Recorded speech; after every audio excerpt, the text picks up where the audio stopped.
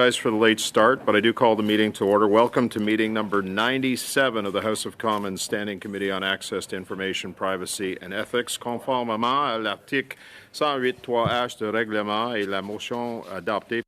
Pursuant to Standing Order 1083H and the motion adopted by the committee on Tuesday, January 31st, 2023, the committee is resuming its study of the use of social media platforms for data harvesting and unethical or illicit sharing of personal information with foreign entities. Today's meeting is taking place in a hybrid format pursuant to the standing orders. Members can attend in person in the room or remotely using the Zoom application. Members not to put the earpieces near the microphones for obvious reasons, because it does cause feedback and potential injury.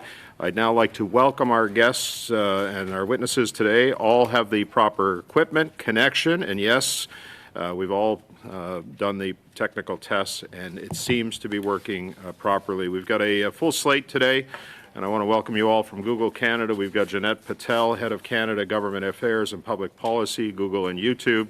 Shane Huntley, the Senior Director, Threat Analysis Group, Google. From Meta Platforms, Rachel Curran, the Head of Public Policy Canada, Nathaniel Gleicher, Head of Security Policy, and Dr. Lindsay Hundley, Influence Operations and Policy Lead. And from X Corporation, I want to welcome Wilfredo Fernandez, Head of Government Affairs, United States of America and Canada, as well as Josh Harris, who's the Senior Privacy and Data Protection Counsel. We have a full slate today. We are going to start with Google. You have up to 5 minutes for your opening statement to committee. Go ahead, please.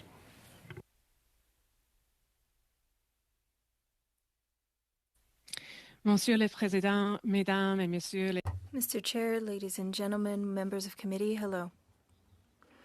My name is Jeanette Patel, and I am responsible for government affairs and public policies for Google and YouTube in Canada. I am joined by my colleague, Shane Huntley, who leads a group dedicated to protecting Google and our users from advanced threats, including those posed by state-sponsored attacks. Nous apprécions les efforts du Committiee pour sensibiliser à la collecte et au partage. We appreciate the committee's efforts to raise awareness on the illicit sharing of personal data and examining the risks of that in Canada. Making the products and services Canadians use each day more helpful. When Canadians use our services, they are trusting us with their information. This is a responsibility that we take very seriously at Google, and we protect user privacy with industry-leading security infrastructure, responsible data practices, and easy-to-use privacy tools that put our users in control.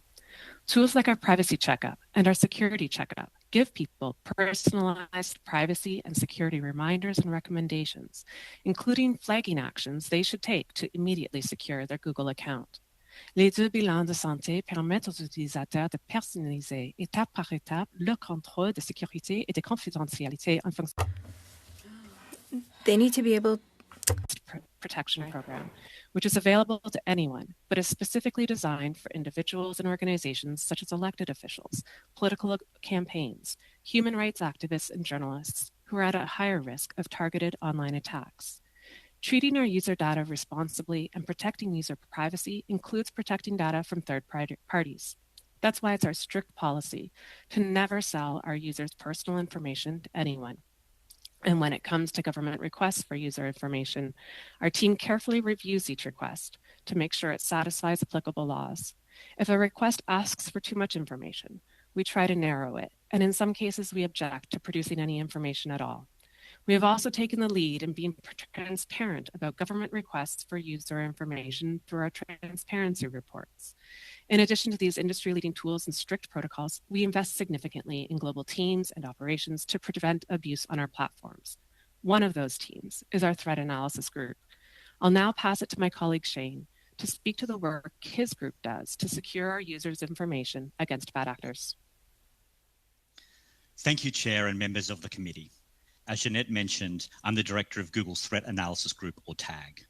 While I'm personally based in Australia, we are a global team, and a significant part of which is based in Google's Montreal office, which I'm sure this committee well knows is a growing hub of cybersecurity talent and expertise. Our global team of analysts and security experts work closely with product teams to analyze and counter threats to our platform and our users, including threats from government-backed attackers, serious cyber criminals, and information operations. Hostile actors continue to attempt to access and misuse our platforms, and Google has invested heavily over many years to counter attempts to deceive, harm, or take advantage of users. And we don't just mitigate security risks, we work to eliminate entire classes of threats for consumers and businesses whose work and lives depend on the internet. On any given day, TAG is tracking more than 270 targeted or government-backed attacker groups from more than 50 countries.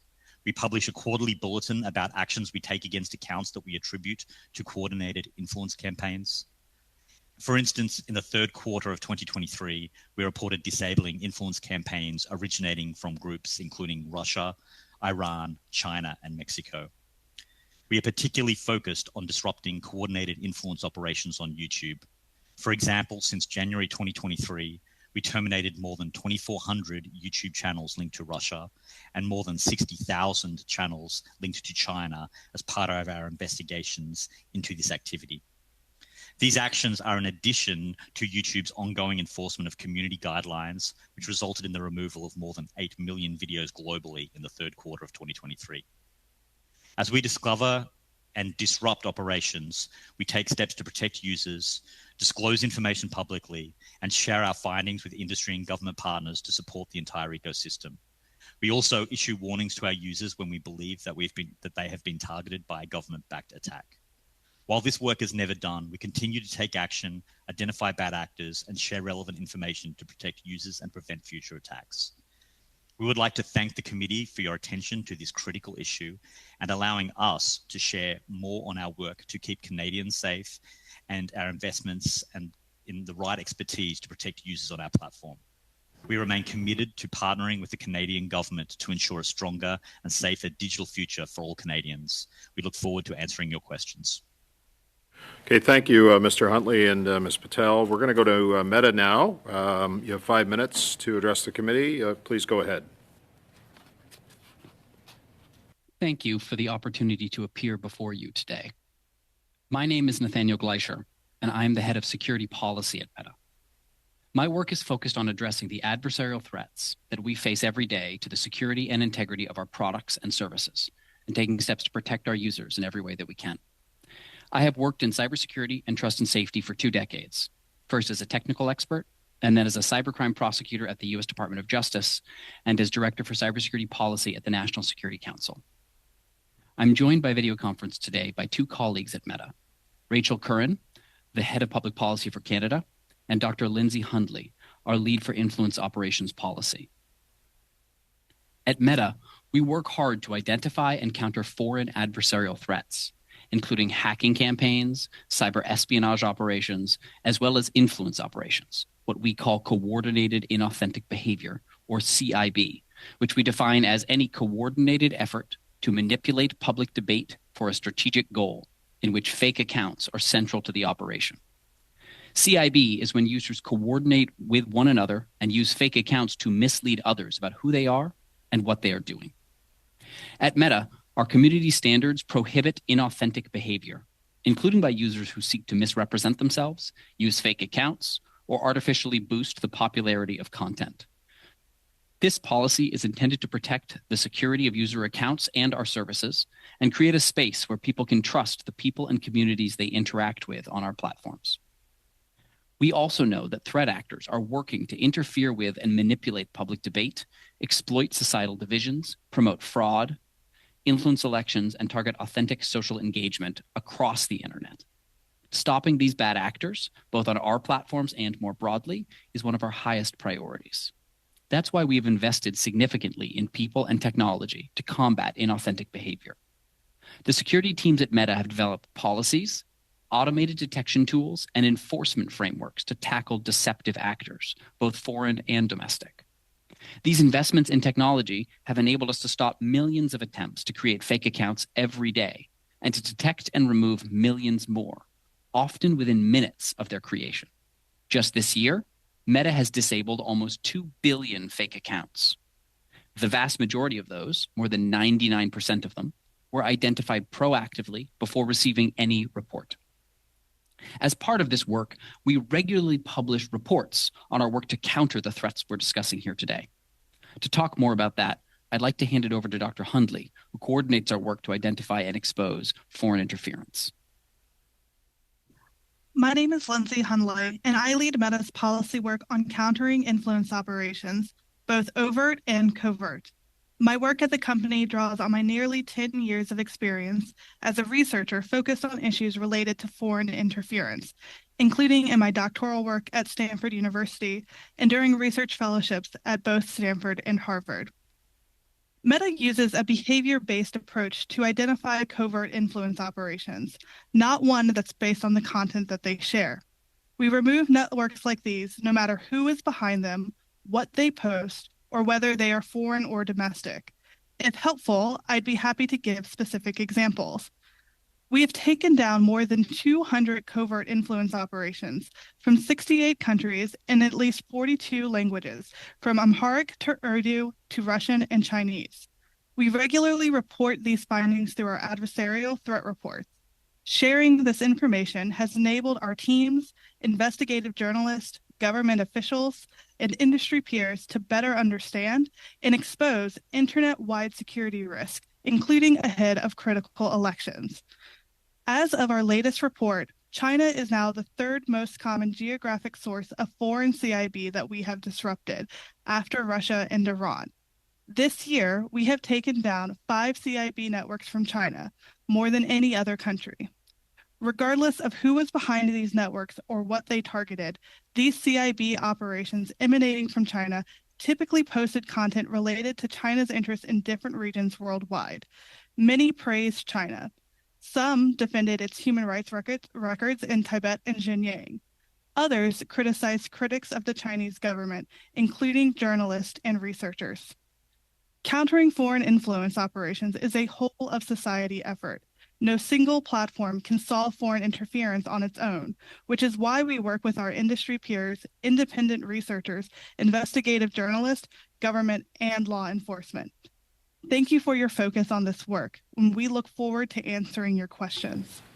Thank you, Dr. Hundley. That was precisely on time between the two of you. Thank you for that. And now we're going to go to X Corporation. Please go ahead for 5 minutes. Address the committee. To the chair and members of the committee, thank you for the invitation to appear before you today. My name is Wilfredo Fernandez, and I serve as head of government affairs for the U.S. and Canada at X. And I'm joined by my colleague, Josh Harris, our lead privacy counsel for North America. X's mission is to promote and protect the public conversation, to be the town square of the internet. People's right to privacy and data protection is a fundamental right, not a privilege. X is a uniquely open service. We offer a range of ways for people to be a part of the conversation on X on their terms, from creating pseudonymous accounts to protect their identity to letting people control who sees their posts. Our privacy efforts have enabled people around the world using X to protect their own data. That same philosophy guides how we work to protect the data people share with X.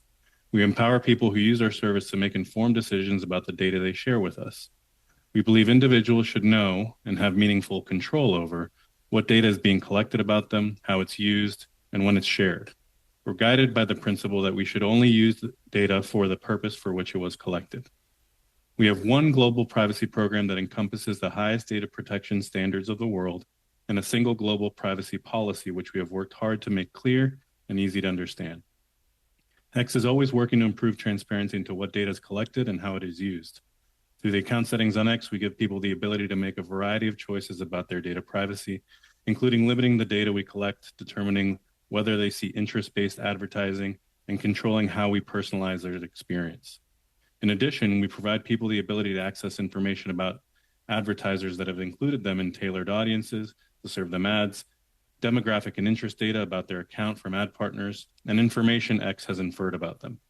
Behind the scenes, teams across the company are constantly working to protect the privacy and data of those who use our service. This work has several areas of focus. Over the last year, we have been overhauling technical infrastructure and products to make X more efficient and durable. Tackling technical debt isn't just good for the privacy and safety of people who use X, it will help us get us better products and services to people faster. Privacy by design is a priority with every product we build. We execute comprehensive privacy reviews for all new features, and tools we roll out, and perform additional data protection impact assessments for products that may pose additional risk to our users. In addition, we have taken steps to mitigate unauthorized scraping and harvesting of X data. No single mitigation can protect against all the privacy harms associated with such activity. Some actions we've taken include the use of dedicated teams that work together to monitor, identify, and mitigate scraping activity across a range of vectors in the platform, the introduction of rate limits to limit a malicious actor's ability to scrape data, expanded user verification offerings to assess that a given account applicant is a real person and not a bot, and updates to our terms of service to make it clear that scraping is an express misuse of the X service. X is public and posts are immediately viewable and searchable by anyone around the world. We give people non-public ways to communicate on X2 through protected accounts and direct messages. It is also possible to use X under a pseudonym if you prefer not to use your real name. When people use X, even if they're just looking at posts, we receive some personal information, like the type of device they're using and their IP address. People can choose what additional information to share with us, including email address, phone number, address book contacts, and a public profile. We use the information for things like keeping accounts secure and showing people more relevant posts, people to follow, events, and ads. Like many peer companies, X's business is largely based on advertising. We have some fundamental differences. In general, rather than focusing on who you are, our data is more about what you're interested in. For example, what you repost, what you like, whom you follow, all of which is public. X has an open public API making data available for developers, journalists, brands, and researchers for analysis, to build businesses, provide services, and to create innovative products. We do not provide personally identifiable information through our API that is not already visible on the service. We take our responsibility to protect people's data seriously and have strict policies and processes in place to assess applications for uses of X data and restrict improper use of such. Notwithstanding the fact that our API only makes available public data, we have long-standing rules against use of our data for surveillance. As a company, we will always err on the side of protecting the voices of those who use our service. Privacy and data protection is the heart of our company-wide priority to build products that earn the trust of people who use them. Freedom of speech and expression is built on this foundation, and we take this responsibility very seriously. Thank you, and we look forward to answering your questions. Thank you, Mr. Fernandez. Thank you all for your opening statements. Members of the committee, we've got a bit of a Brady Bunch scenario going on here. Mr. Green, I'll call you Mike Brady, the patriarch of the family. I'm going to ask that the members direct their questions specifically to an individual, because we're just going to waste time if we're trying to figure out who's going to answer the question. So if you can do that, that would be appreciated. We're going to start with our first 6-minute round with Mr. Barrett from the Conservative Party. Mr. Barrett, go ahead, please. So my first question, I'll direct it to X Corp. Would you would you support an age restriction, so requiring parental approval for downloads of your app by children under the age of 16? Thank you for the question. There are around the world a variety of different laws when it comes to consent and age restrictions.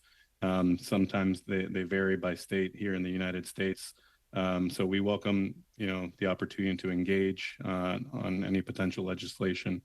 So I'm just going to jump in there quickly, sir. This is a great opportunity for you to engage on if X Corp would support a restriction in the App Store for minors under the age of 16 when they're downloading your app to require parental consent. Would you support that?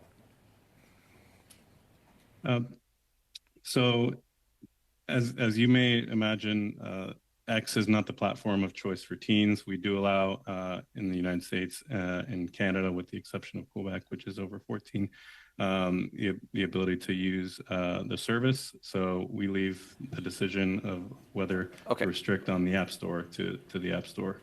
Okay. Same question to Meta, please.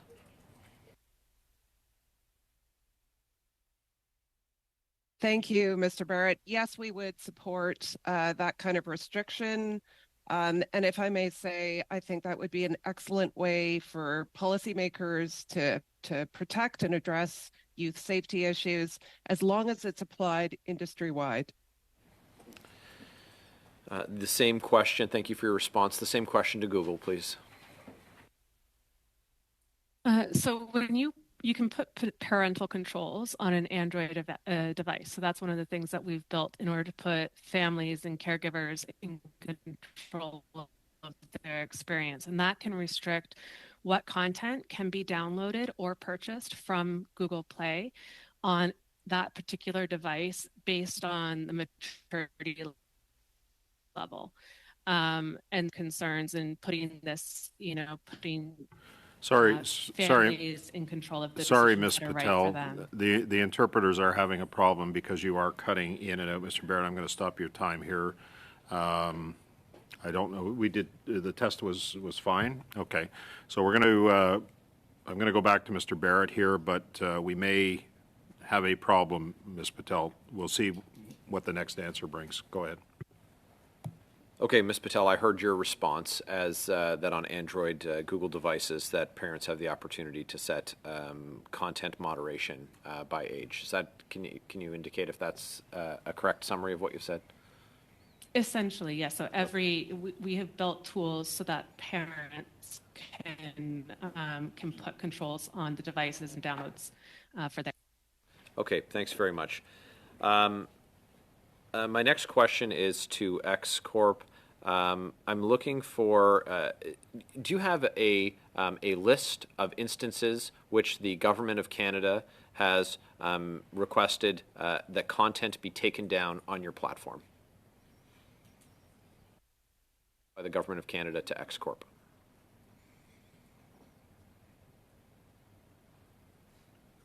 I'll allow my colleague Josh to add.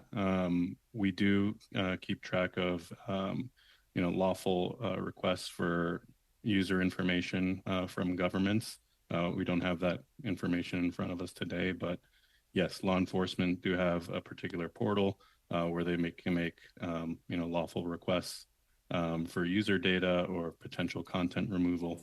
Okay, according to lawful order. So before your colleague jumps in there, and if you can give a response in under 30 seconds, I'm looking for requests by government, not by police agencies. X, please. Yes, we do track by government agency, and we would be able to provide you aggregate numbers of government requests from Canada for a set period, if 1 year, for example. So if you're able to give us the last 5 years, if you're able to table that with the committee, can you also itemize it by the nature of the request? If you're providing a written submission to the committee, is that something you'd be able to do, sir? Yes, I'll have to explore that with my colleagues to make sure that we'll be able to get that granular enough to be able to be useful to the committee. Is there a Canadian version of the Twitter files? Not to my knowledge. Okay. The same question to Meta with respect to takedown requests by the government. Is that something that you keep track of? And if so, are you able to itemize the frequency and the nature of each occurrence? Is that something you'd be able to provide to the committee in writing, Ms. Curran? Yeah, we can. So we respond to valid government requests in accordance with applicable law and our terms of service. Those requests are publicly disclosed in our Transparency Center, and we'd be happy to provide more detail on those to the committee. Okay.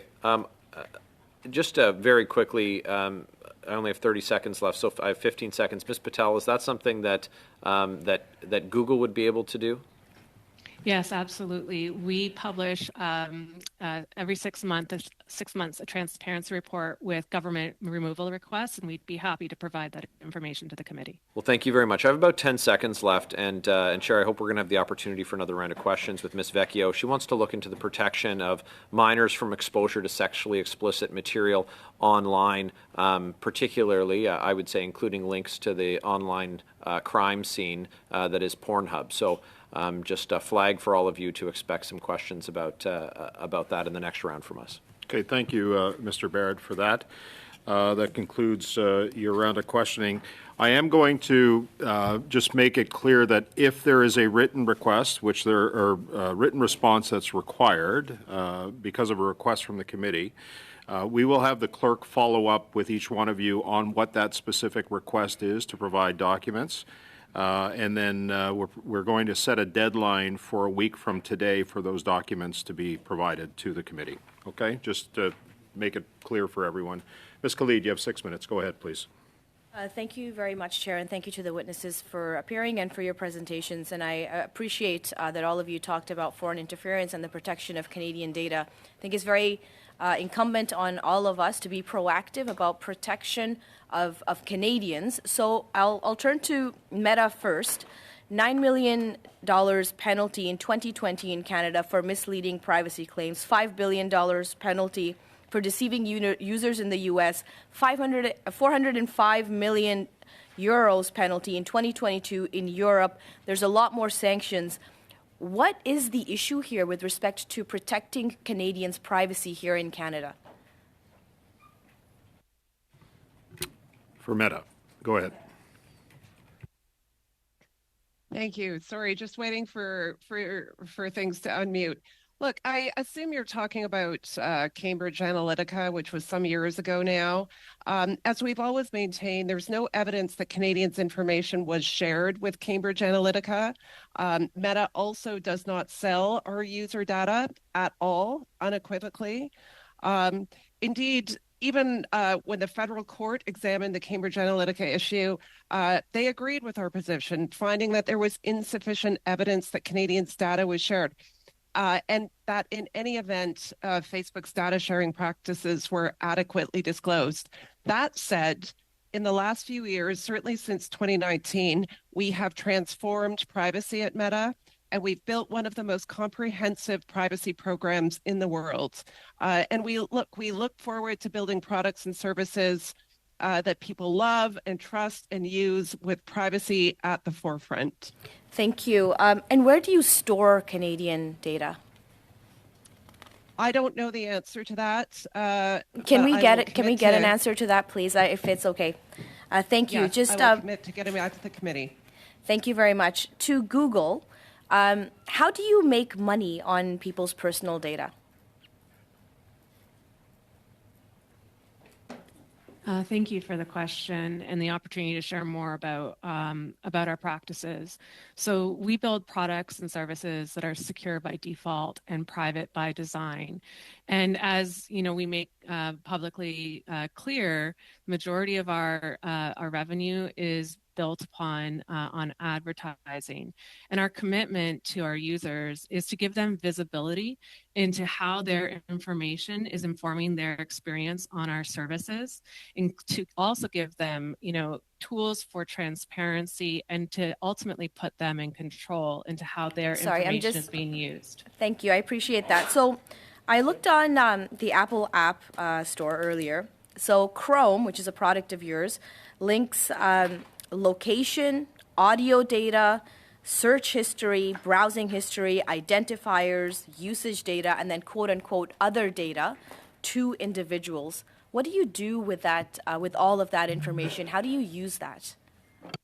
So information ultimately helps to make our products function properly and effectively, to make them more secure, have the ability to detect and mitigate against fraud, and to make them more helpful for individuals.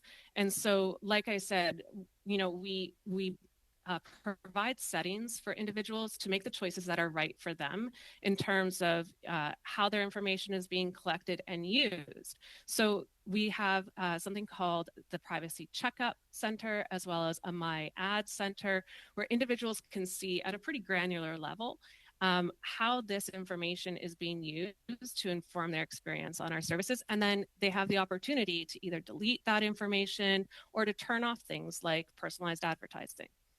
Does it actually get deleted? Yes. So we have, I can't go into detail on our data retention policies here because I'm just not an expert in that domain. But we do provide information to individuals about this in their privacy center.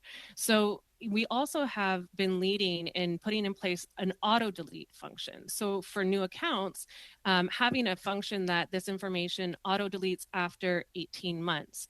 But ultimately, really, this is all about users being able to make the choices that are right for them. And that's where transparency and providing settings for everybody is a big part of our commitment to privacy by design. Thank you. Appreciate that. Can you talk to us a little bit about tags on YouTube, specifically MGTOW? It stands for Men Going Their Own Way, which is associated with misogyny through male supremacy ideology. Do you think that allowing such tags impacts the privacy but also the safety of Canadians? Well, maybe I'll take a step back and just, speak to how we apply our content policies on YouTube. And it's important because our community guidelines, which are quite comprehensive, apply to all content on our platform, whether that's comments, external links, the video itself, etc. And so, responsibility is really at the core of what we, it underpins our entire platform at YouTube. And when we look at, specific instances like this, it's hard, I'm not a trained reviewer in trust and safety. We have over 20,000 people who are trained in this domain. But what we would do is assess whether each piece of content, when we become aware of a concern around that, does meet our standards and our community guidelines. Thank you, Ms. Patel. That's it, Ms. Khalid, 6 minutes plus. Want to make sure that everybody has their French interpretation on. On va commencer pour We're going to start with 6 minutes with Mr. Villemur. You have 6 minutes. Thank you. My first questions will be for Ms. Curran from Meta. Ms. Curran, you are the head of public policy in Canada, correct? Correct. D'accord. Great. The committee here looks at privacy and at ethics. And I would like to know, with social media and Facebook being a part of everyone's everyday life, can you say that these services are considered to be an essential service? Look, I wouldn't say they're an essential service. I think there are tools and products that Canadians enjoy using. They enjoy using our platforms to share information about their families and friends. They enjoy finding out what's happening in their communities. So they're really tools that Canadians use to connect with one another. I think that's particularly important in a country like ours that is so geographically spread out. Communities are far apart from one another. We're dispersed across a very large territory. And so we think Meta's products and services help Canadians connect with one another, not as essential services, but as tools that Canadians enjoy using. D'accord, mais vous savez, vous mentionnez que les... You mentioned that Canadians share information. And they also share information on the news. And Meta's decision to block local Canadian news, do you think that keeps Canadians from having access to quality information? Mr. Villemur, we would love not to be in this position. We would love to have news on our platforms. The problem is that the government, through Bill C-18, the Online News Act, has asked us to pay an uncapped amount, an unknown amount, for content that has no commercial value to us. We believe we provide a great deal of value to news publishers in the form of free distribution and marketing. That amount we've calculated at $230 million per year. We would love to get back to putting news on our platforms and providing publishers with those free tools. We're not able to do that under the framework of the Online News Act. Mr. Villemur, if you could work with your government colleagues to make amendments to that legislation that would allow us to put news back on our platforms, we would love to do that. Je suis d'accord avec vous parce que vous savez... I agree. This allows people to make decisions, to stay informed.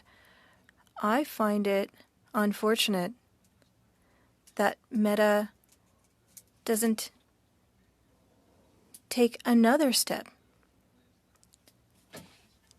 What are you proposing so that Canadians and Quebecers can be well informed? Well, we think, Mr. Villemure, that there's still a lot of credible information on our platforms. There's information from Quebec policymakers. There's information from civil society in Quebec. There's information from non-governmental organizations who are based in Quebec. All of those outlets, all of those individuals and groups still have a presence on Facebook and Instagram, and they're still able to share information with Quebecers. Where we're stuck, where the problem is with respect to news outlets. So if we can solve that problem, we could put news content back up on our platforms. But we still think there's a lot of credible information on our platforms for Quebecers to access. Pourtant, les médias locaux, si je prends un exemple, moi... But local media, for example, in Trois-Rivières, local media are dying out. They're small, and they're closing one after the other because they can no longer pay for journalists. National media is going to be present, but local news is struggling. They're dying, and I think that the responsibility is shared. Yeah, I think there's a genuine public policy issue to address here, which is how do we best support local media, journalism? It's a cornerstone of our democracy. And look, Meta was very involved in supporting media outlets and supporting journalism in Canada. We had private deals that were worth close to $20 million per year with news outlets across the country, including in Quebec. Those are no longer possible under the framework of the Online News Act. So I think we need to figure out as industry, as policymakers, how to support journalism, how to support the local news ecosystem in a way that makes sense for all of us. It doesn't make sense to try and extract money from two American tech companies to prop up the Canadian news ecosystem. So let's figure out together a better solution. Parfait. Mais écoutez, avant que mon temps n'expire, 30 secondes environ. Thank you. Before my time runs out, can you tell this committee what you would suggest that we do at our committee so that we can bring local media back to Facebook? What can we do as a committee? Well, I would suggest this, Monsieur Villemure. So look, we have heard this from local publishers as well. We are a very different platform from Google. We do not scrape news content from the internet or aggregate it in our search results. It has very little commercial value to Facebook or Instagram. If we were carved out of the Online News Act, so that the requirements of that act did not apply to us, Quickly, or if Ms. there Curran. was a carve-out for local journalism, we could bring that back onto our platforms. Thank you. Okay. Merci, Monsieur Villemure. Madame. Thank you, Mr. Villemure and Ms. Curran. Go ahead.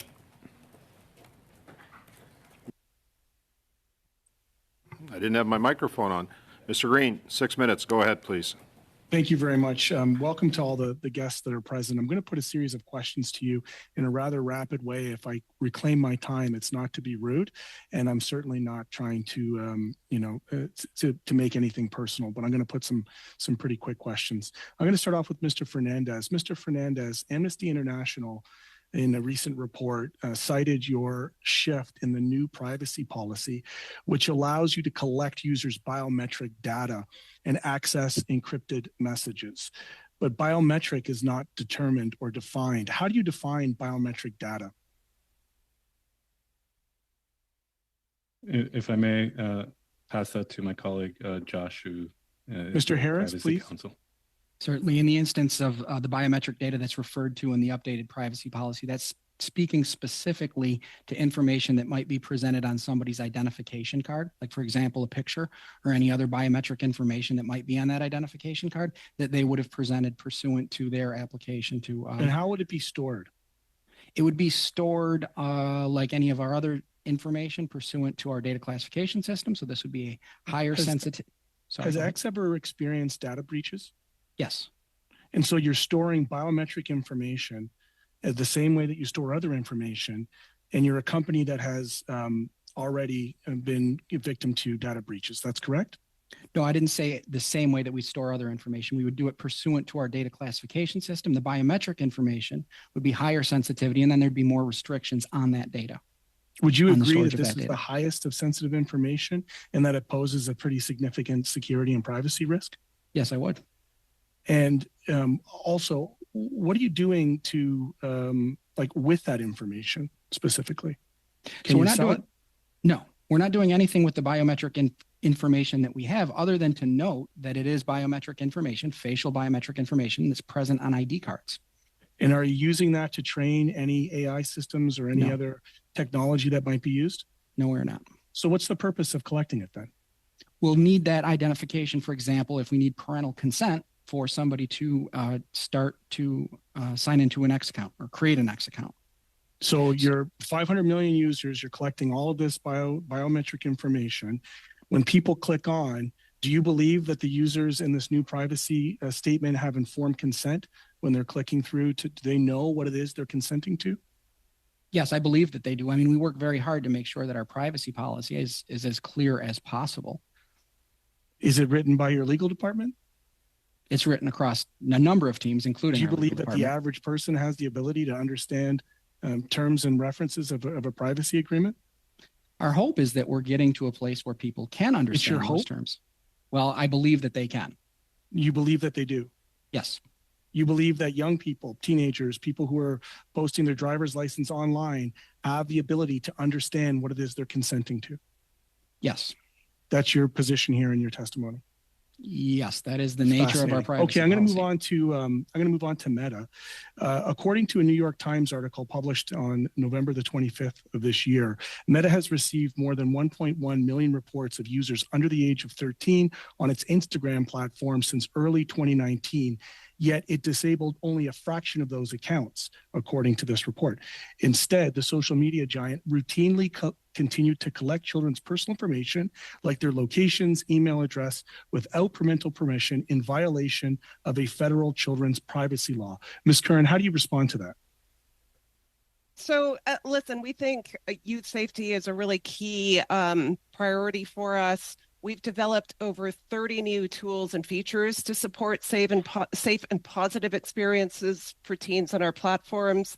So I'll just run through some of these very quickly. Before you do that, I want you just to consider that in the same article, it says an unsealed court filing said that Meta continually failed to make effective age checking systems a priority and instead used approaches that enable users under 13 to lie about their age to set up Instagram accounts.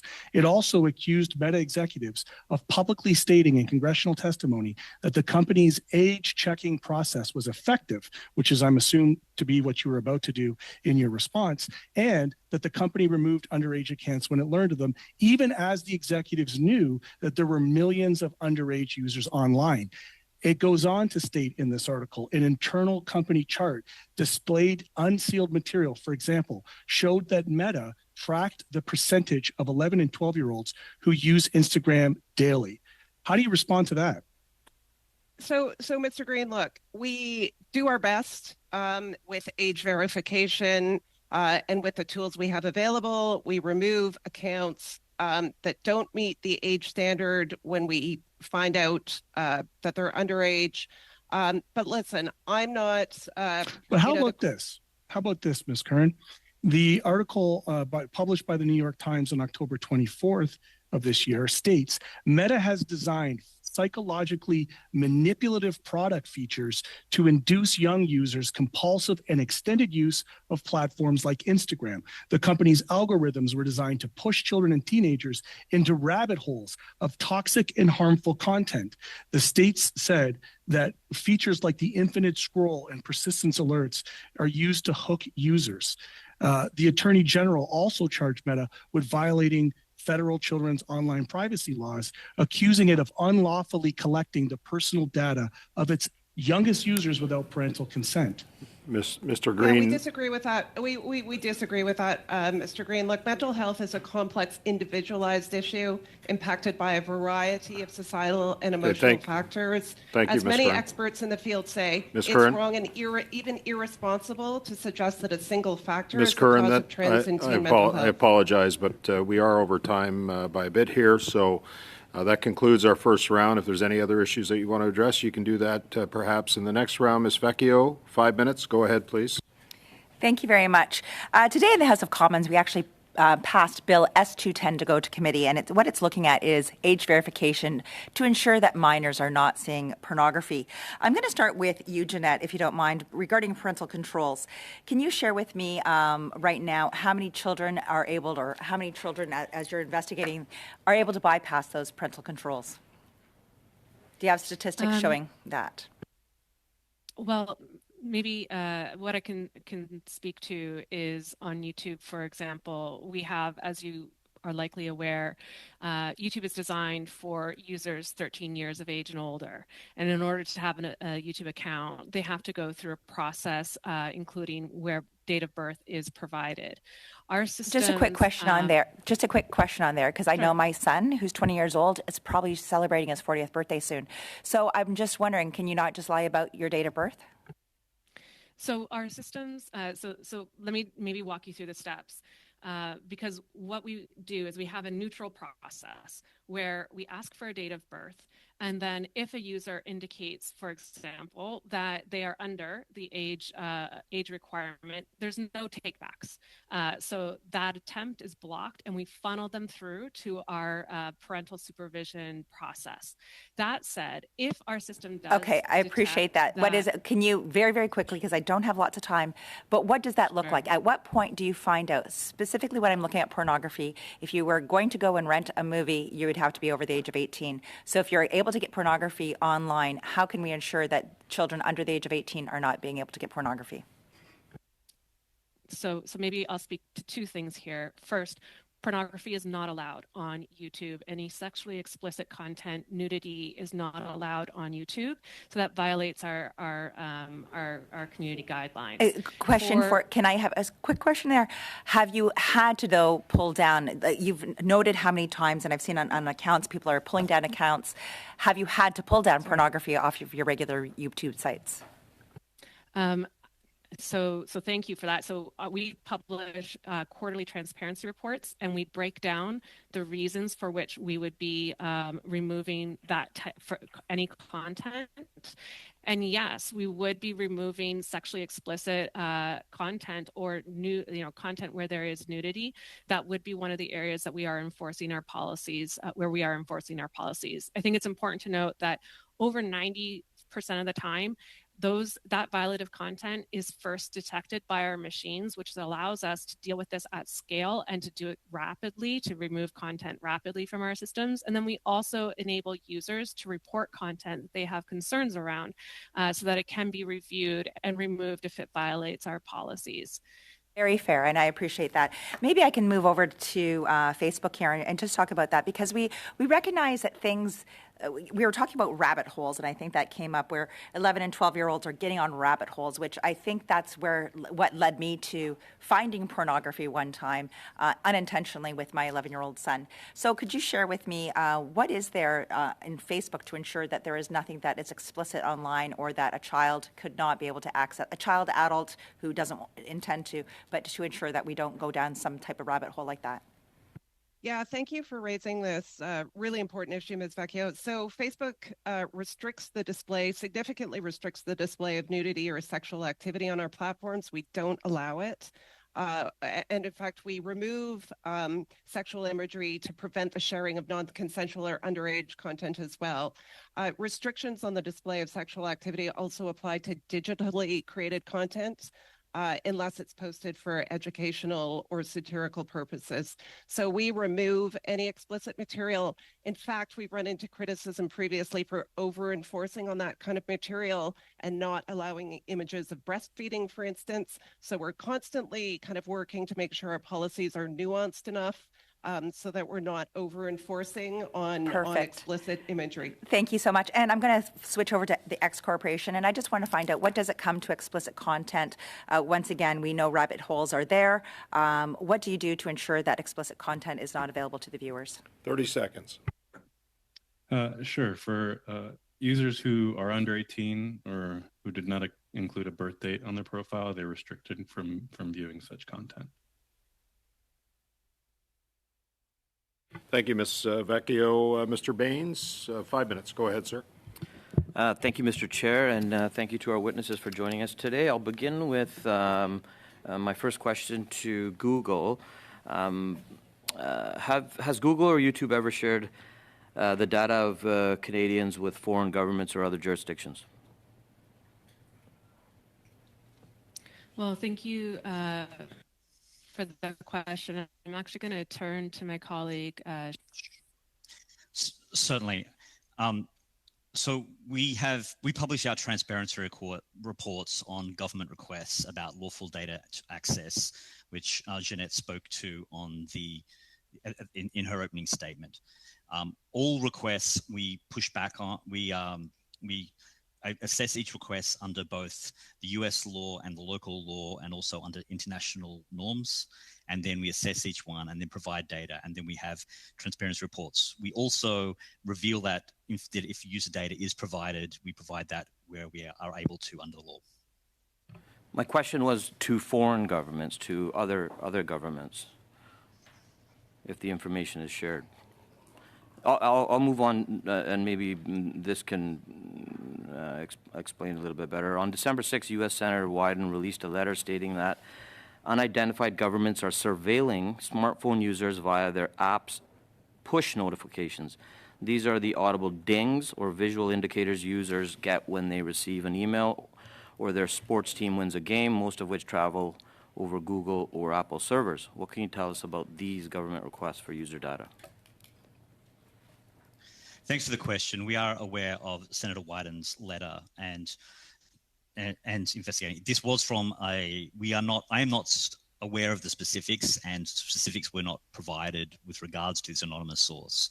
I would say that anything provided here would fall under the same policies I just spoke about in terms of it would need to be under lawful requests coming from a legal process, which we would assess closely, and any such request would be covered under our transparency reports. Okay, thank you. I'll move on to a similar question for Meta.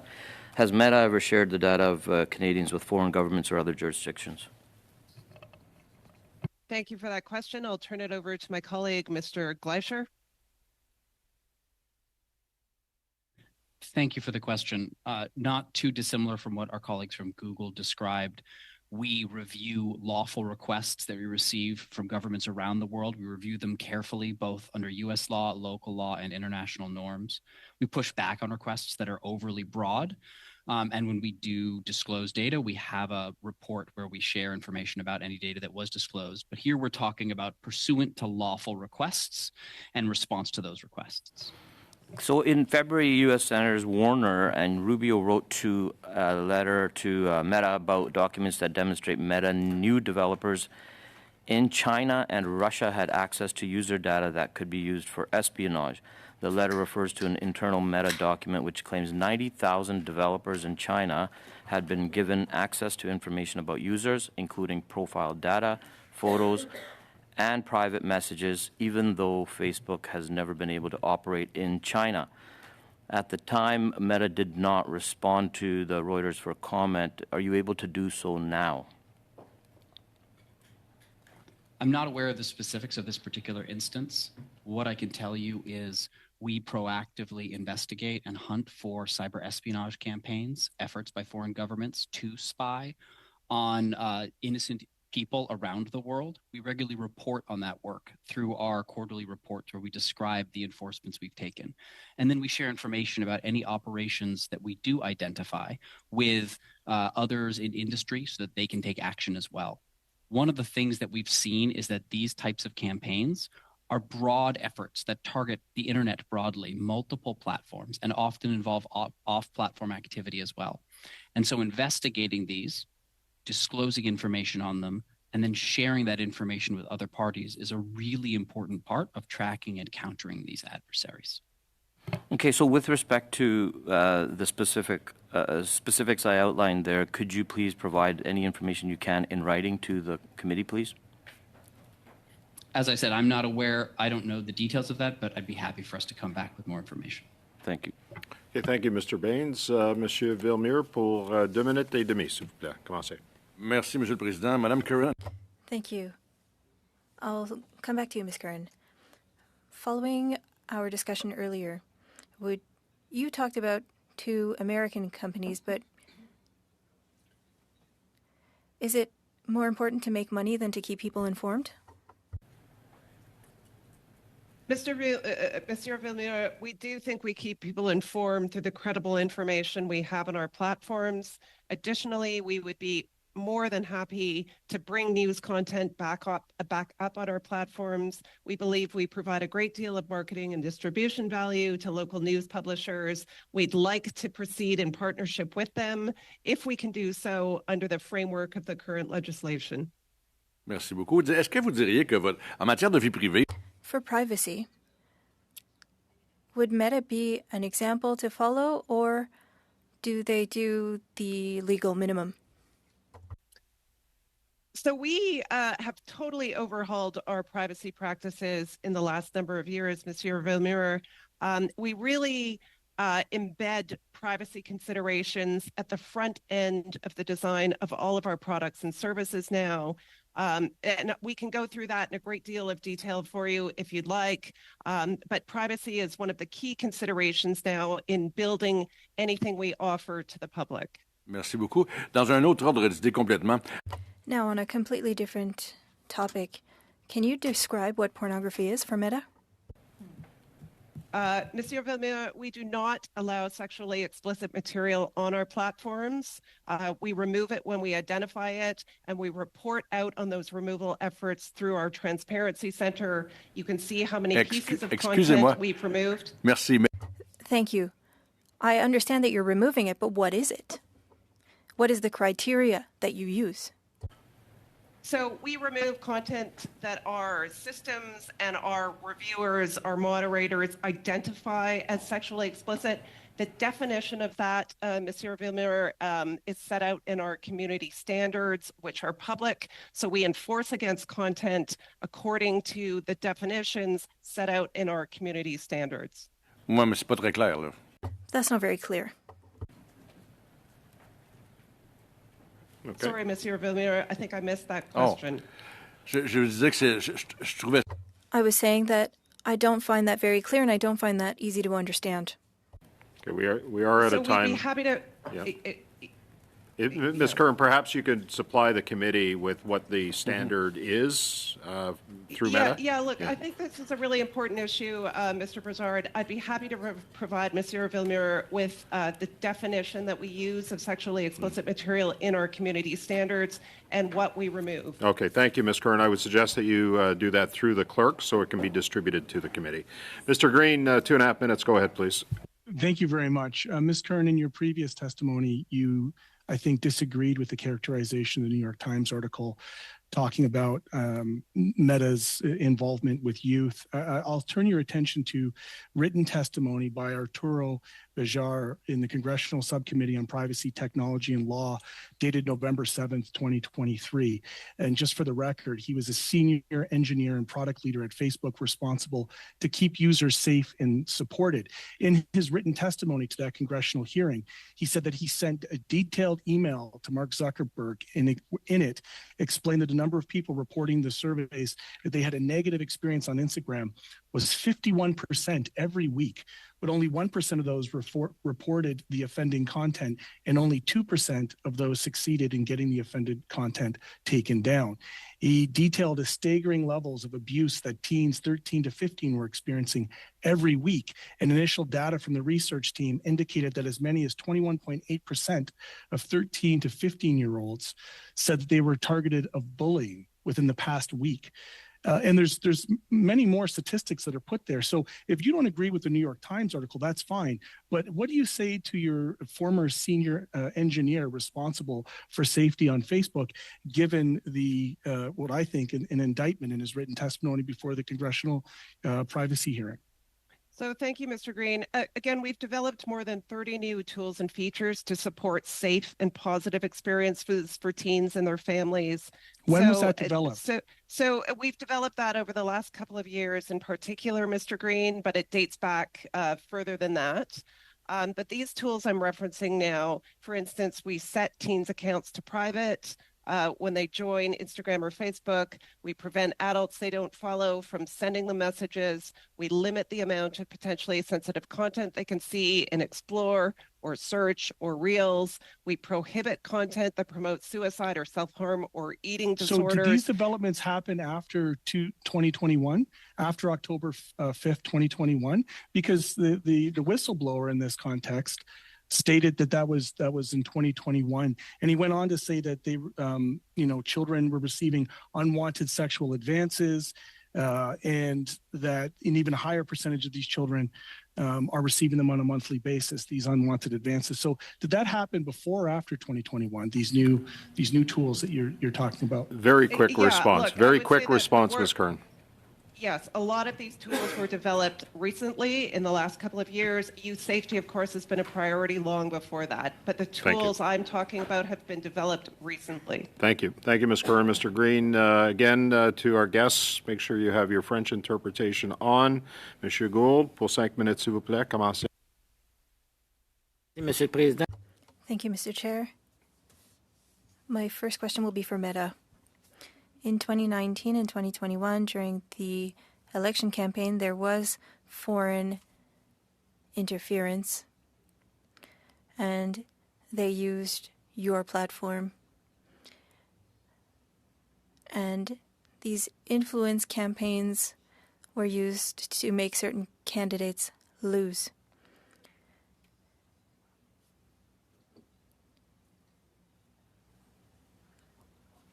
We have now been made aware of the details of all of that. And now for the next federal election, is there a possibility for Meta to have a bit more oversight? Is there a complaint process if we realize that in certain ridings people are targeted?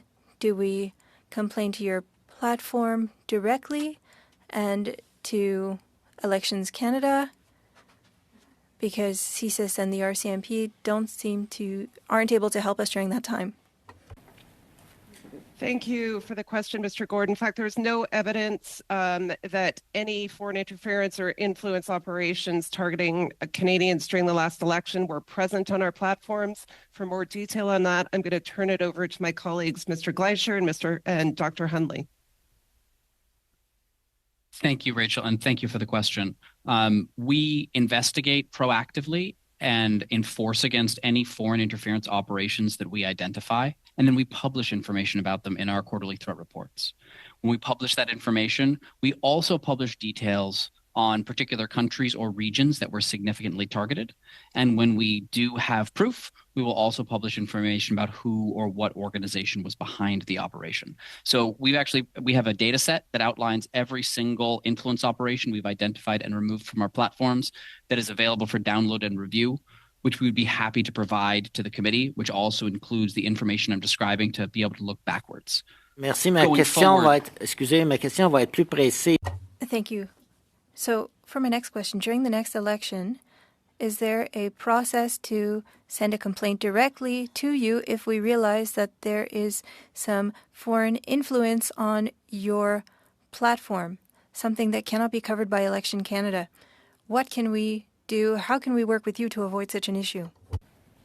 Thank you for the question, Mr. Gord. Yeah, we'd be happy to set up a protocol with policymakers specifically to do that. I can tell you ahead of any election in Canada, we work not just with Elections Canada, but with Global Affairs and with the Privy Council office to make sure that we're monitoring and addressing any issues on our platforms, including foreign interference. But we would be happy to set up a another or a different protocol with members of parliament specifically? Vous venez de nous dire que vous avez travaillé. You just said that you worked with Elections Canada and the Privy Council in 2019 and 2021, and that seems to not have worked. We found out that there were issues. So what you've said seems to contradict the reality. Were those protocols already in place in 2019? They were, Mr. Gord, and in fact, we found no issues, no problems on our platforms during the last couple of elections, including the one in 2019. And, you know, we work quite rigorously ahead of time, ahead of those elections, as well as during and afterwards to monitor for any problems and remove any problematic content. For instance, we've reported out on that publicly, and we did not see any evidence of foreign interference on Meta platforms during the last election or the one in 2019. Est-ce que la question va être pour Google Canada? My next question is for Google Canada. On your platforms, did you detect any foreign interference during the elections in 2019 and 2021? I can take that question. My team tracks very closely the foreign interference operations, and as I said, we are transparent about what we do detect. We have not detected any interference in Canadian elections on our platform as part of our investigations over the last number of years. La prochaine question pour X. My next question is for X. You mentioned that Twitter can be used to rally fake news. Do you have a protocol for removing fake news during an election period? So there are a couple of interventions that are applicable here. First is our civic integrity policy. Our civic integrity policy targets 4 areas of potential violations: misleading information that could be misleading about how to participate in an election, misleading information that could intimidate people from participating, information that could suppress the vote, and false affiliation, so impersonation. Secondly, we have a product that we've been investing a lot of resources in called Community Notes, which is a decentralized approach for the community on X to add context to content they believe may be misleading and that would be helpful for other readers. This allows people on X to become a contributor and both rate the helpfulness of these community notes as well as write notes. Thank you, Mr. Fernandez. And that'll be, you're welcome. Thank you. Mr. Callaway, 5 minutes. Go ahead. Thank you, Mr. Chair, and thanks to the witnesses here today. My first series of questions will go to Meta, and then, if we have time, Google. But the first one is around a Wall Street Journal. They reported in 2021 that there is a clear link between Instagram and detrimental mental health effects. I'm just wondering if you can crystallize the actions taken by Meta since this particular report.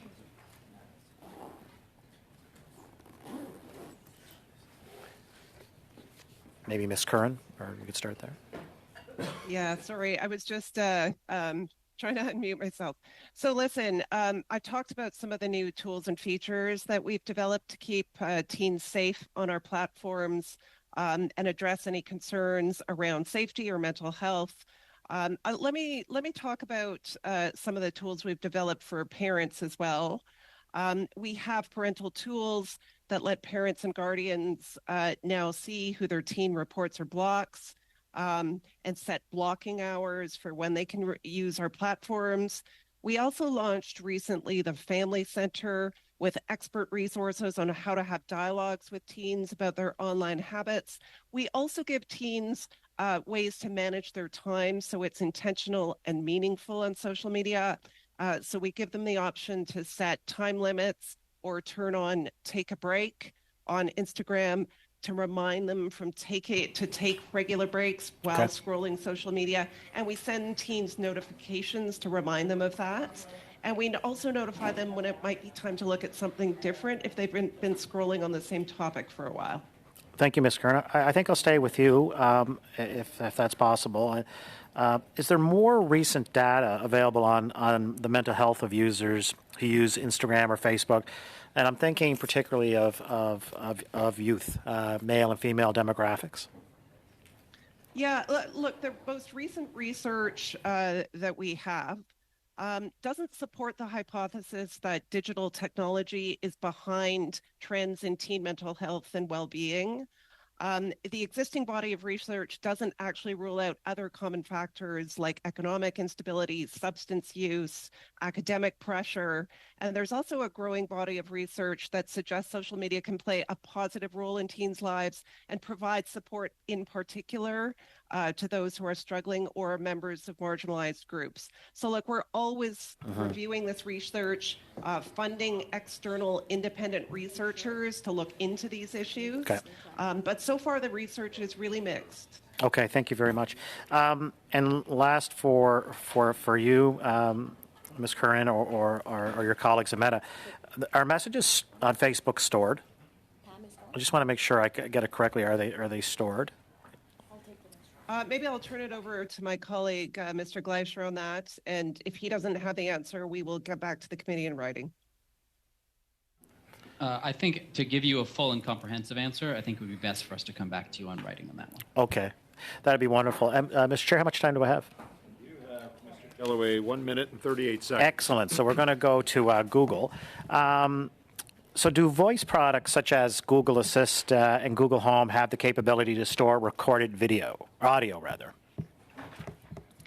Thank you for the question. So when we, with devices, they will all have individual settings, so people can make the choices that are right for them.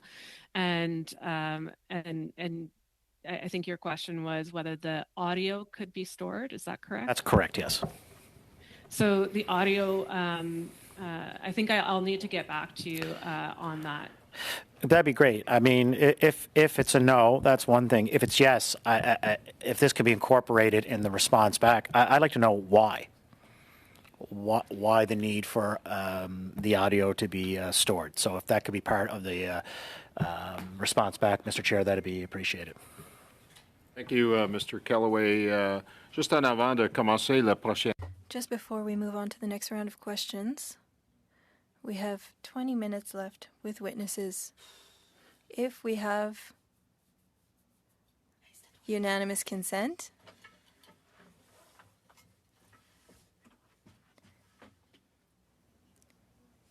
for Mr. Villemur and Mr. Green, can we have 5-minute rounds for all parties? Is that all right with you? And we'll end with that. Is that all right with everyone? 5 minutes.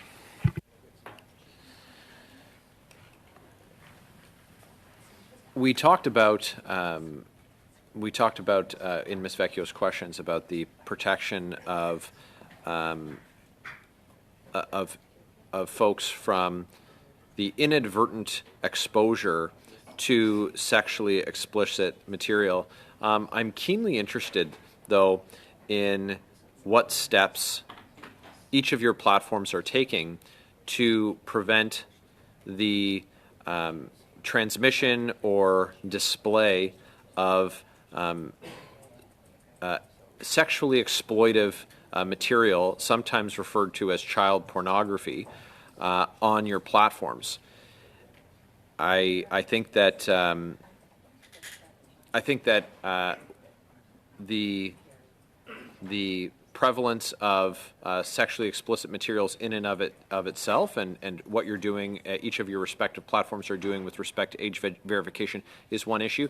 This is a separate issue from that. So if you could each take about 45 seconds, we'll start with the same order that I went through last time with X Corp, to say what active steps are you taking to prevent the facilitation or distribution of sexually exploitive materials of minors on your platform.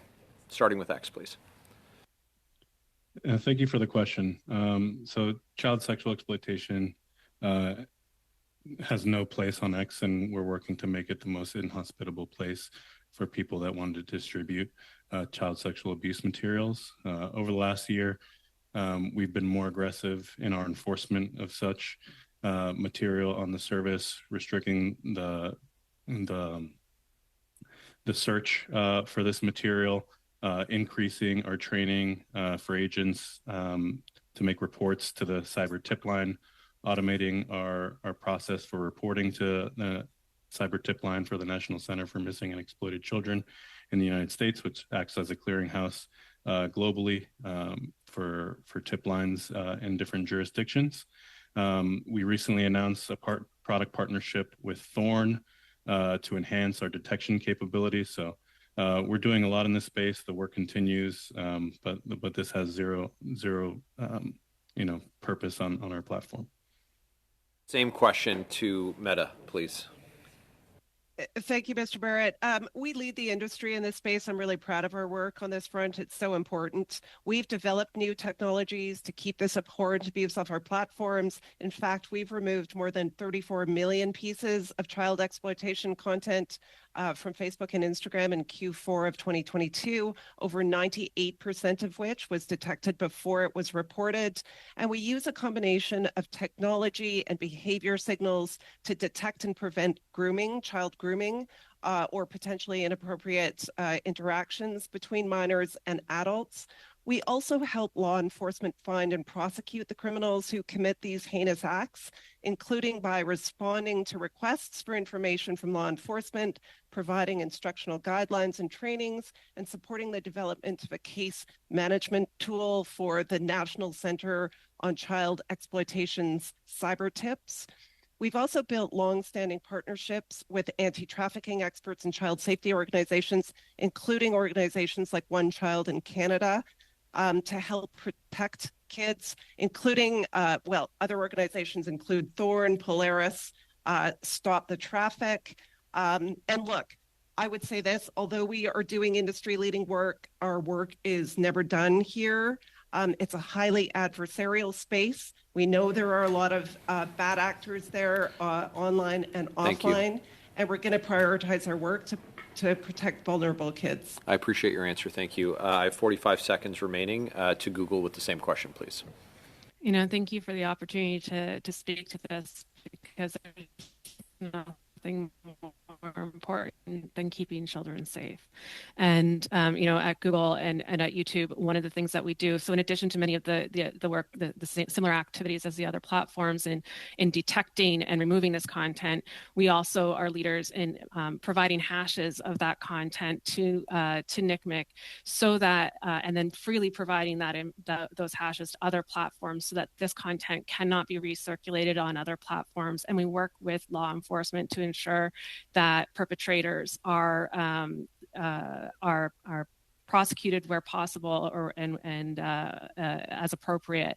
So we are very focused on not allowing this content on YouTube. And the final thing I'll say on that is that when you look at our policy, our community guidelines around nudity and sexually explicit content, you'll notice that in fact it's written in such a way that content that is intended for sexual gratification is prohibited on YouTube, and that allows us to, that is informed by our work with external experts in this case. Thank you, Ms. Patel. Ms. Khalid, 5 minutes. Go ahead, please. Thank you very much, Chair. I'll start again with Meta, and this is a yes or no question, if that's okay. You did say that that Meta is not an essential service. Billions of people use it across the world. Do you think that you have a responsibility, a duty to protect Canadians? Listen. Sorry, just a yes or no, if that's okay. I want to get around to everybody, please. Sorry, the question's not entirely clear. Protect Canadians from what, Ms. Khalid? To provide a safe platform for them to be able to use this service that you give to them.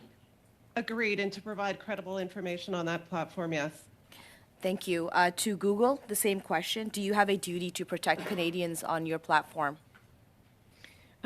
We take responsibility very seriously, and it is our number one priority to provide a responsible and safe platform. But do you have a for all of duty our to protect users. Canadians on your platform, is what I'm asking. I'm not certain about the precise wording. I would say that we have recognized our responsibility to all partners and users on our platform to have a safe platform. So who are these partners and users? Are you just talking about the users, like the average Canadian who has a Gmail account, who has a YouTube account, et cetera, et cetera? They're all linked together. All of their data stored in one spot. We don't know exactly where that data is stored. Are you talking about those people? Are you talking about third-party contractors that you would potentially be partnering with to provide these services to Canadians as well? So our responsibility is to all of our partners, whether that is our creators on YouTube, the users of YouTube, advertisers on YouTube. We have built a model where responsibility underpins the entire framework. And so that is really, at its core, how we keep our platform safe for everyone, whether they're in Canada or around the world. Thank you. I appreciate that. 2X, same question. Do you have a responsibility, a duty to protect Canadians that use your platform? As the town square, we want people to be able to participate safely in the public conversation. Well, town square, there are often opportunities for mobs to gather for lynching. I mean, if we're making that analogy, do you, as the owner of the platform, have a responsibility to provide a safe space for Canadians to partake in a public square kind of atmosphere, one that is filled with real information, safe from misinformation, safe from disinformation? Yes, accuracy of information is of utmost importance. And what about Community safety of those that use the platform? Absolutely. Abuse and harassment has no place in the town square. So then I pose to you, what are you going to do to protect Canadians that are suffering? How are we going to maintain the rights of Canadians, especially those that are of minor age, on the platform that you provide, that so many of us use?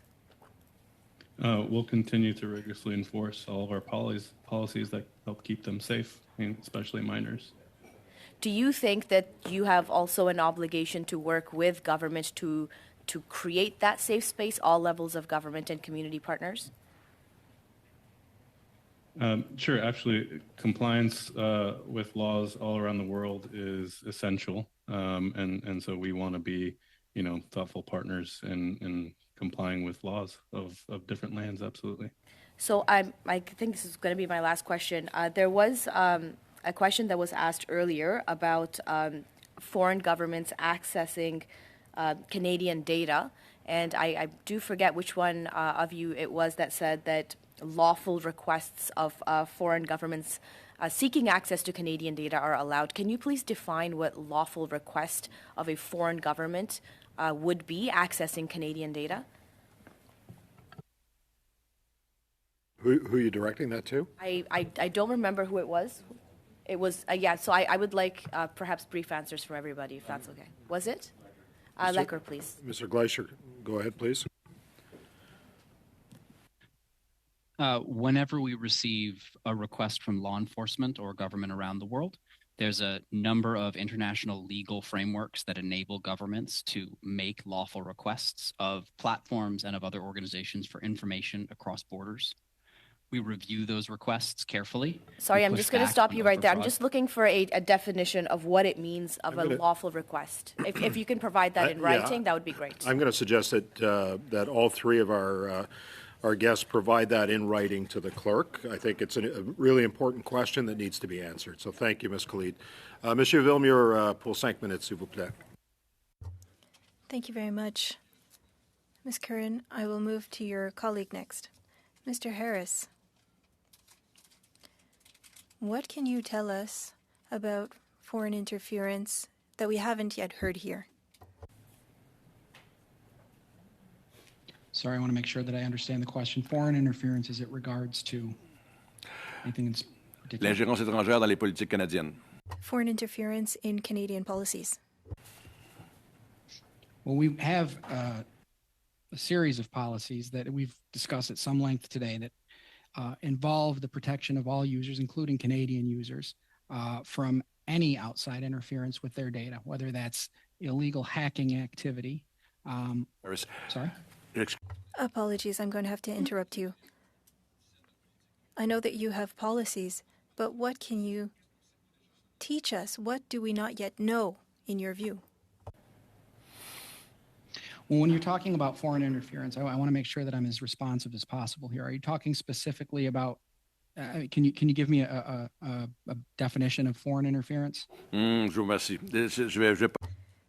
I don't have a lot of time, so I'll move on. Ms. Hundley, the same question.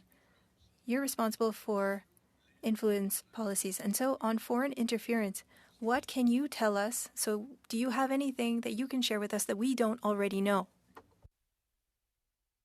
So one thing that I would highlight is that, as we noted in our latest transparency report, earlier this year, we did detect and remove a cluster of commenting activity from the influence operation known in the security community as spamouflage that targeted audiences in Canada.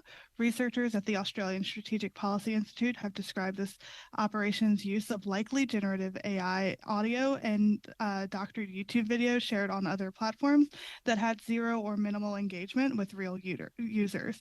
So spamouflage is a long-running cross-internet operation with global targeting that we and other industry peers have been enforcing since 2019.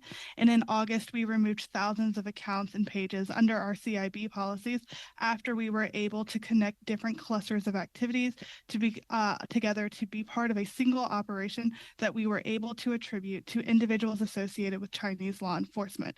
The one thing I will highlight here is that these operations are cross-internet operations. So this particular activity known as spamouflage actually operated on over 50 platforms and forums across the internet, including Facebook, Instagram, X, formerly Twitter, YouTube, TikTok, Reddit, Pinterest, Medium, Blogspot, LiveJournal, Vimeo, and dozens of other smaller platforms. So we really do believe that countering foreign interference is something that requires a whole of society effort. Merci beaucoup. Est-ce que si vous pouviez nous fournir... Thank you. Can you send that in written format as well? That would be very useful for the committee. I have that same question for Mr. Huntley, please. Similar to what I've already been spoken about, we've also been tracking Spamouflage Dragon, also known as Dragon Bridge. I think, as pointed out, it's important to realize that many of these campaigns may be high in volume, but very low in actual effects because of all the efforts to actually shut these down. It is actually much more difficult to actually get engagement on platforms as these foreign coordinated actors than many people realize. And I think that is part due to the strong partnerships that we have with both governments and actually across the industry here, including, this is not the first time many of us have met before. So this work will be ongoing, and we will apply it across the board, and we're all continually increasing our understanding and looking for this coordinated activity across our platforms. Je vais retourner à Mme Hundley, s'il vous plaît. Madame Hundley. I'll go back to Ms. Hundley. Developments in AI, might they have an impact on foreign interference through social media? Yeah, so that's an important question. I think that it's important to start by just noting what we have seen with regards to AI-generated content from foreign influence operations so far. And here I would note that the use of AI-generated content is not new. Since 2019, we have identified CIB operations on our platforms that have used profile pictures that are generated by a technique called generative adversarial networks, also known as GAN profiles. And in fact, but this use of AI-generated content doesn't allow these networks to evade our behavioral-based detections. So in fact, over 2/3 of the CIB operations that we removed last year featured this type of AI-generated content. We have seen newer operations using the kind of more latest generative AI techniques, and there are challenges that we would anticipate there, included related to the the scale of the content that can be created, but we fundamentally believe that from what we've seen, that a behavior-based approach is still well suited for identifying covert influence operations early in their life cycle. Thank you, Ms. This Hundley. this is because when we see these operations, by the time they post this content, they will have left a lot of behavioral signals that we can still detect. And I'm happy to provide more information on that. I'm sure we would love to hear more about that. Actually, I quite enjoy listening to you speak, Ms. Hundley. You've got a lot of knowledge in this area, I can tell. Mr. Green, 5 minutes, please. Go ahead. Thank you very much, Mr. Chair. Mr. Chair, through you to Ms. Patel. Ms. Patel, in referencing Google, a lot of the conversation here today has been centered around the search platform and on the kind of public-facing interactions as it relates to their privacy and information. I'm going to take a step back from that, and I'm going to reference the guiding principles on business and human rights, which has been put forward by the United Nations Human Rights Office of the High Commission. Would you agree that companies have a responsibility to respect standards of international humanitarian law?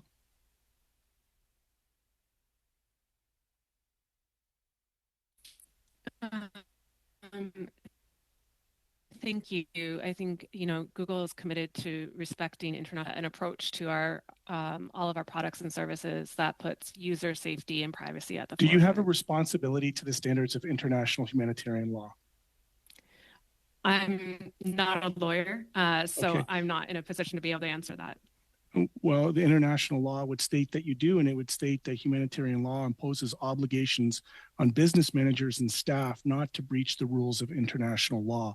And I bring that up in the context of not your search engine platform, but rather your cloud services that you provide. And I want to hear from you on Project Nimbus. As you may know, Project Nimbus is a cloud computing project by the Israeli government and its military. And it basically has come under condemnation for the use of the cloud computing services, including artificial intelligence and machine learning, particularly as the project leads to furthering abuses of Palestinian human rights in the context of the ongoing occupation and the Israeli bombardment of Gaza. So specifically to that point, I want to ask if you could just elaborate on Google's use of machine learning and artificial intelligence in what has been described by many UN experts as ongoing war crimes and crimes against humanity in Gaza. So when it comes to Project Nimbus, it's not a project that I'm not personally familiar with that contract, but I can, I think Google has said publicly that it is a project that is related to workloads that run on our commercial platform by the Israeli government ministries such as finance, healthcare, transportation, and education. When it comes to, so that but work primarily you would agree that the primary contract in the Israeli government is the military and the use of artificial intelligence and machine learning as it relates to surveillance within the occupied Palestinian territories. No, I wouldn't agree with that. I think the work under Project Nimbus is not directed at highly sensitive or classified military workloads that are relevant to weapons or intelligence services. And when it comes to our AI systems and products, all of our AI products are anchored on our AI principles that we were a leader in publishing in 2018. So we've been thinking about responsible AI development for a very long time. And one of the first principles that we have articulated in that is that AI needs to be developed for socially beneficial purposes, designed to avoid reinforcing bias. Is it your testimony here today that your product is not being used for surveillance and unlawful data collection by the Israeli government? Is that your testimony here today? So as I said, I can't speak to the specifics in that contract or how the question that maybe perhaps you could speak to the use of Google Ventures, your venture capital side of Google. Again, not the forward public facing thing, but where ABC, the Alphabet company, stashes its money, and in particular, maybe speaking to Project Maven and the use of drone technology there. Obviously, many of your former staffers have gone into these types of military contracts, which still have a connection with Google Ventures. Can you just talk a little bit about Project Maven and its implications? So maybe I'll turn to my colleague Shane Huntley, because again, this is not a project that I'm an expert on. Shane, you got 40 seconds.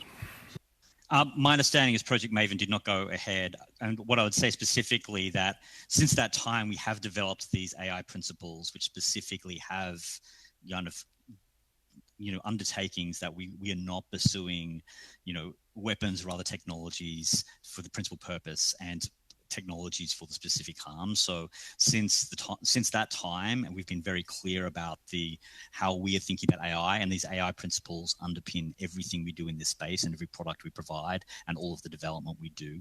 And these AI principles are the guiding light which we use. Thank you, sir. I want to thank all our witnesses for being here today as part of this study. I am going to remind all of you that you will be receiving emails from the clerks with the questions that have been asked by the committee members for you to respond. I'm going to remind you that I'd like to impose a deadline for those responses right up until December 20th at 5 p.m. So that's 1 week from today. You should be hearing from the clerk tomorrow at some point.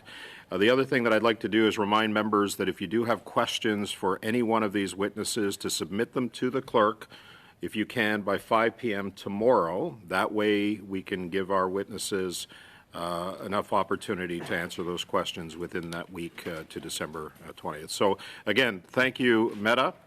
Thank you, Google, and thank you, X, for being here today.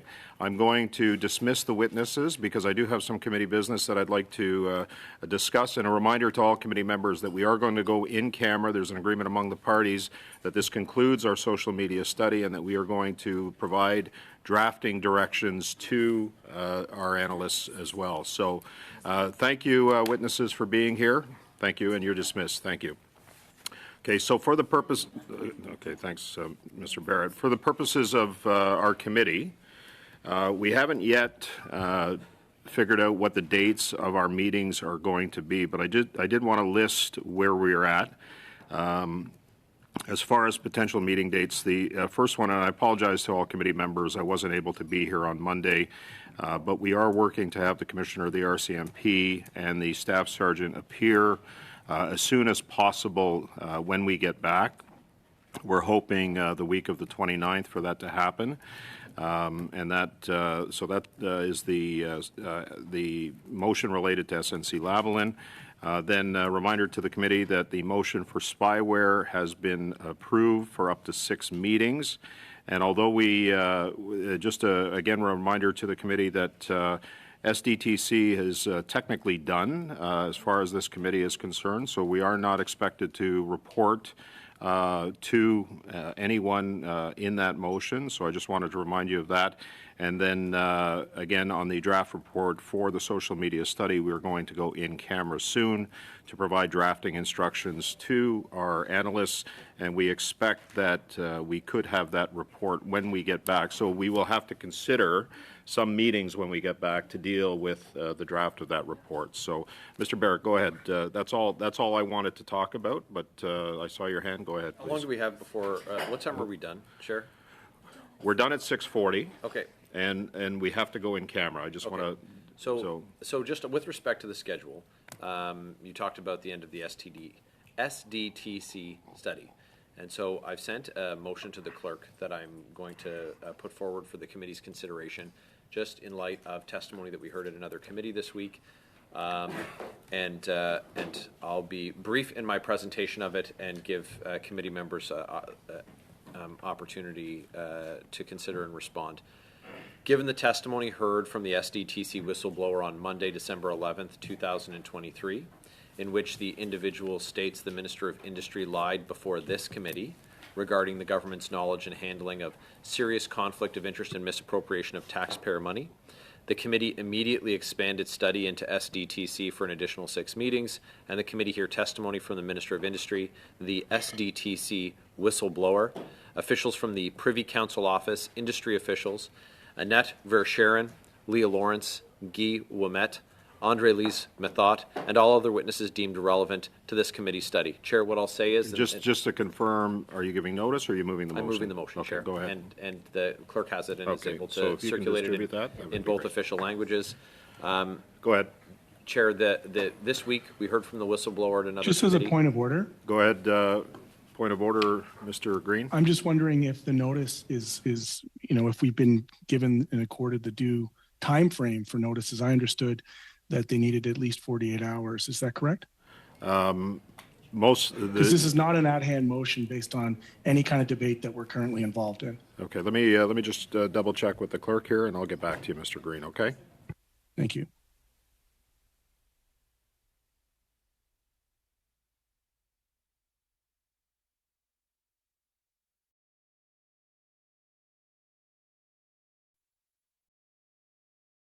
Mr. Green, we are in committee business, so I am going to rule the motion admissible at this point. So is it, Mr. Chair, is it that we don't need to provide notice of motion anymore, that we could table drop at any point in time any motion that we see fit? Well, is the fact that we're in committee business, that is my ruling, Mr. Green. We are in committee business, so I'm going to allow this motion to stand. Can you, if I could, through you, Mr. Chair, on the point of order, if you could, to the clerk, just to reference the standing order that allows us to waive the notice of motion period.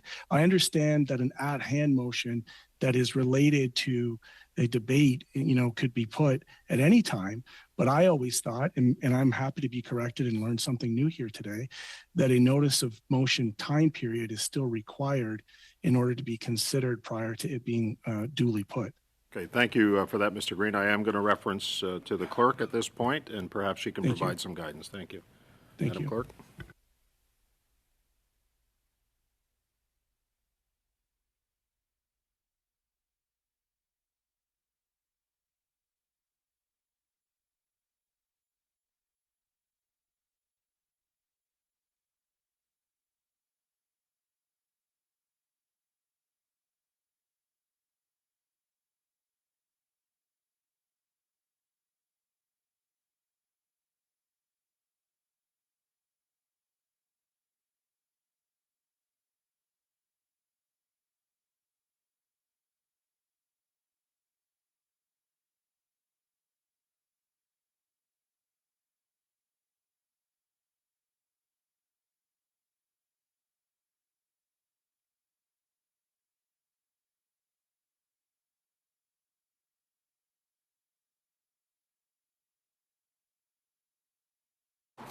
Yeah, and there's no specific, Mr. Green, reference to the standing orders. It's subject to the chair allowing the motion to be admitted as part of debate. I am determining that because we are in committee business, I'm giving Mr. Barrett the opportunity to present this motion, and that's the ruling that I'm making. I'll respect your decision, and I'll be sure to use this as an appropriate tool moving forward. Thank you. Thank you, Mr. Green. Go ahead, Mr. Barrett. Chair, we had at a standing committee this week a whistleblower raise $150 million in misappropriation, raised serious concerns about the testimony given by a minister of the Crown at this committee. I think it's important that the committee, when planning its agenda, that we give due regard to this. Look, we had the former chair of this committee pop smoke and vanish mid-appearance at industry yesterday, and we had the chair and CEO both resign from this organization following their appearances at this committee. So there's been an awful lot of developments since the motion was first moved. I think it's important that that we put some meetings on the schedule and that we follow up on the testimony that we heard from the whistleblower on Monday at the industry committee. Thanks. Thank you, Mr. Barrett. Ms. Fortier, Madame Fortier, commencez, s'il vous plaît. Can we go directly to the vote, please? Sure. I don't have anybody else on the list. Yeah, I do. Sorry. I'm trying to piece this together, Mr. Chair. My apologies. This is table drop with like 10 minutes left to go in our meeting, and I would like to better understand what's before us here, because I'm just pulling up the stories now. I admittedly, Mr. Chair, missed whatever revelations happened. And so I do have a couple of questions. Is this being covered at industry, the same exact study? My understanding is that it is, Mr. Green. Okay, so Mr. Chair, I would say this, and I think it's important to be on the record before any, conservative fundraising campaigns go up talking about a cover-up. This is a conversation that we had at this committee. Many of you will recall that it was the will of this committee to wait until further investigations happened prior to revisiting this. I think, I'm just going to say this, Mr. Chair, part of the process that we've been witnessing as a tactic is to have every committee run, parallel studies, 6, 7, 8, 9, 10 meetings at a time, jamming up our studies. And I know that Mr. Villemure has a study that is supposed to happen in our return. And so, I'm interested in this, Mr. Chair. I want to be on the record so people can see quite clearly that if this whistleblower has real merit to the things that they're saying around a potential breach of our parliamentary privilege by having a minister, as the allegation says, allegedly lie to this committee, that is a significant thing. That is no small thing. And I want to make sure that we give it the seriousness and attention that type of allegation would require. What I'm troubled with is that, it's 6:30, 10 or 15 minutes after our meeting was supposed to be done. We're now involved in a debate on this.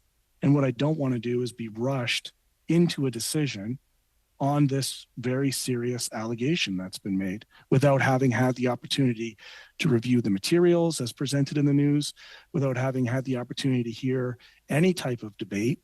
I am uncomfortable voting on this motion. Now, I'll just state this for the record. I will abstain from voting on this motion if it moves forward in its current form as it is. So I just wanted to put that to the committee because I'm not present there today. I'm not in the room. I can't have conversations with people, and I prefer to negotiate in an open and transparent way, and that's where I stand on this. Thank you. Okay, thank you for that, Mr. Green. Ms. Khalid, go ahead. Thank you very much, Chair. And I really take the points that Mr. Green has made with respect to, one, the nature of how this motion is being introduced, table dropped, basically, at the end of a long day. We're trying to get through committee business, figure out what our schedule is going to be when we come back from the break, knowing and understanding how heavy of a schedule we have. Mr. Villemure's study is coming up on January 29th, and I think that we do need to give priority to things that we've already agreed to. And I know that, like in the past, we haven't exactly been doing that. So I would like to set that precedent now, Chair, and say we agreed that Mr. Villemure's study is going to start on January 29th. Let's get to it. We have, in the past, for example, unfortunately, canceled meetings where we could have had, some of this work being done. Now we're having to push it into the new year. For example, Chair, we have two excellent vice chairs in Mr. Villemure and Ms. Fortier to make sure that, on the sad instance that you're unwell, that the committee work still continues. So I really think that at this point, given that other committees, many of them, are studying the exact same issue, it would perhaps be prudent for us, while all of that work is going on, that we start with the studies that we've already agreed to as a committee, that we voted on, that we have said is the priority of this committee. So I leave it to my colleagues to see how they want to do this, but I really think at this time we should not let our agenda be hijacked on things that we have already agreed to. Let's stay true to our word, Chair. Thank you, Ms. Khalid. Not seeing any other hands up or debate on the motion. Do we have agreement? No? Okay, we don't have agreement, so let's go to a vote then. Madam Clerk, go ahead. On the motion moved by Mr. Barrett, Mr. Baines? No. Madame Lapointe? No. Mr. Kellaway? No. Madame Fortier? No. Ms. Khalid? No. Mr. Barrett? Yes. Monsieur Gourde? Oui. Ms. Vecchio? Oui. Monsieur Villemure? No. Mr. Green? Abstain.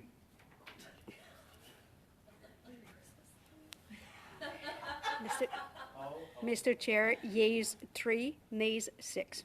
Okay, thank you, Madam Clerk. The motion is defeated. I'm going to suspend for a couple of minutes while we go in camera. We're going to flip Mr. Green around here, and then we'll give some drafting instructions. I don't mean literally, Mr. Green, but we're going to suspend.